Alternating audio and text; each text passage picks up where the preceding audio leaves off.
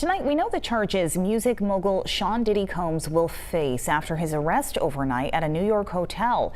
Federal prosecutors have unsealed the indictment that accuses Combs of running a sex ring for years, alleging women were drugged, abused, and injured during parties that went on sometimes for days.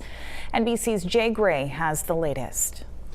Today, I'm announcing the unsealing of a 3-count indictment. U.S. Attorney Damian Williams outlining what he calls a criminal enterprise allegedly created and run by music and business mogul Sean Diddy Combs. Sean Combs led and participated in a racketeering conspiracy that used the business empire he controlled to carry out criminal activity, including sex trafficking, forced labor, kidnapping, arson, bribery, and the obstruction of justice. The international star arrested overnight at a New York hotel. A 14-page indictment on charges of racketeering, conspiracy, and sex trafficking unsealed today.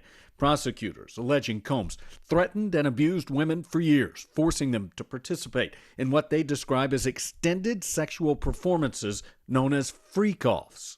The freak-offs sometimes lasted days at a time, involved multiple commercial sex workers, and often involved a variety of narcotics such as ketamine, ecstasy, and GHB, which Combs distributed to the victims to keep them obedient and compliant.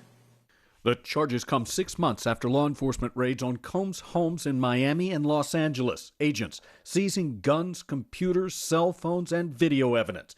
This afternoon, an attorney for Combs says he plans to plead not guilty and will fight this with all of his energy.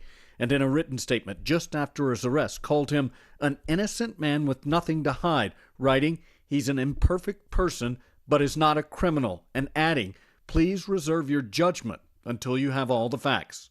Calling him a danger and flight risk, prosecutors say they'll push to keep Combs behind bars ahead of a trial. Jay Gray, NBC News.